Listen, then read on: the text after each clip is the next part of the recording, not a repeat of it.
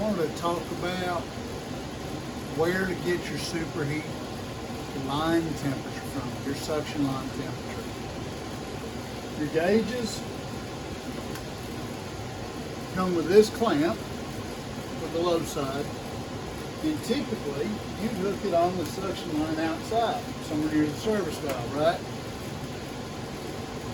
The reason that we got a separate meter with temperature clamps for many of our startup techs, or required of them that they have it, is that we don't want you to get the suction line temperature here. I want you to get it there. So my recommendation, so that we don't continue old bad habits, and I'll explain why it's a bad habit. It shouldn't be a bad habit to get our suction line temperature out here, but it is for some reason. So I'll explain that in a second. But the first thing to do, you see how there's no longer a clamp in here? It's not hooked up here? Okay, we're done with that clamp. What we want to do is to get you used to looking over here. And what we've got is a UEI. It is an addition that came with 2 temperature clamps. We're going to take out both of your electrical probes, put them away somewhere safe. Okay, great. 2 of these come with it.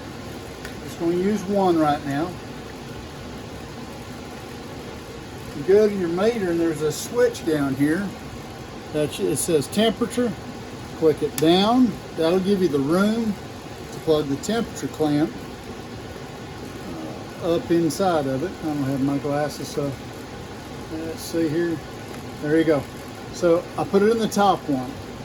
I'm going to turn my meter on. I'm going to turn the light on so you can see it. Up here is the temperature button. We're going to hit temperature. And let's see here. I'm going to hit it again. All right. So down here in the very bottom, it says T1. That's what this is. That's this temperature clamp. And what we want you to do is to get the temperature off of the vapor line, not on a fitting, okay, but somewhere close to the evaporator. So we're going to clamp it on, let it stabilize, and that is the temperature that you're going to use to go back to your gauges and calculate the superheat. You got to do it yourself. We're not going to let the gauges do it for us.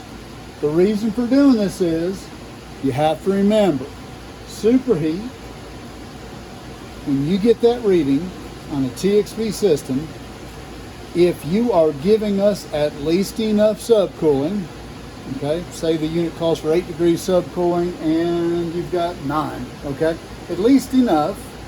Not that I want you to overcharge them, but at least you gotta have at least enough subcooling for us to judge a TXV. So we're going to go ahead and yes, I have enough subcooling. Great, I get this temperature, and this temperature here. Let's say it's stabilized, and we had 57.4. Well, we take and all right. So we talked about getting your temperature off the vapor line close to the air handler, because the temperature of the vapor line outside could be considerably warmer, and if you're using the temperature clamp right here that comes with the 460s or the 480s, you would be getting the temperature of that line there into your gauges, and the gauges would calculate the superheat based on that temperature down there.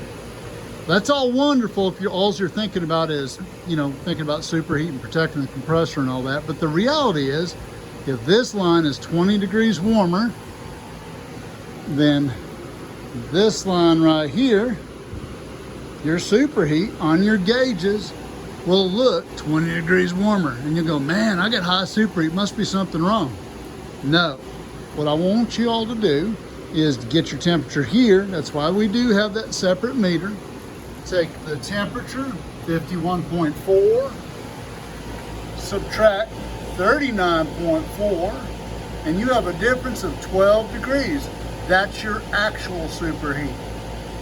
Don't use this clamp on these gauges to get your superheat. And the reason for that is that our vapor lines, as that line runs through the slab all the way to the outdoor unit 50 feet away, it could be in a chase pipe full of water. And that water might be 65 degree earth temperature. That water's probably getting warmed up by the liquid line that was, well, let's go see.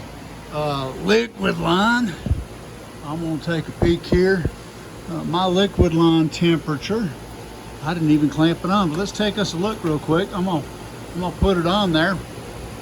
And my liquid line temperature, my God, it's already up to 75 degrees.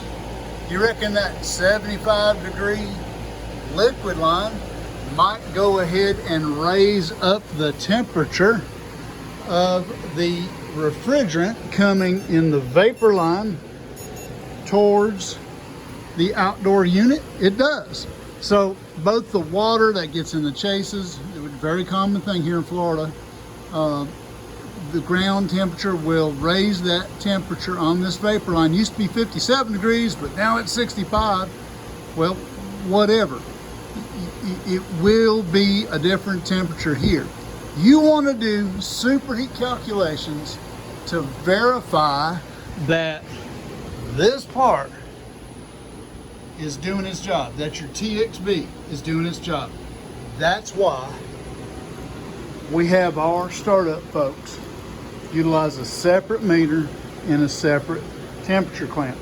I know there's some folks out there that'll say, yeah, but you might have a little bit different pressure on that suction line inside, and it's not going to be an exactly right superheat when you try to figure it up because your gauges are outside on the vapor line. I get that, but the reality is it's a whole lot closer to having an idea what this TXB is doing. And that's what we want to do in a startup. Make sure that TXB is doing its job and didn't get damaged by the guy with that terrible torch when he installed this unit, or didn't flow nitrogen or whatever. We're verifying the performance of that TXB with superheat. See ya.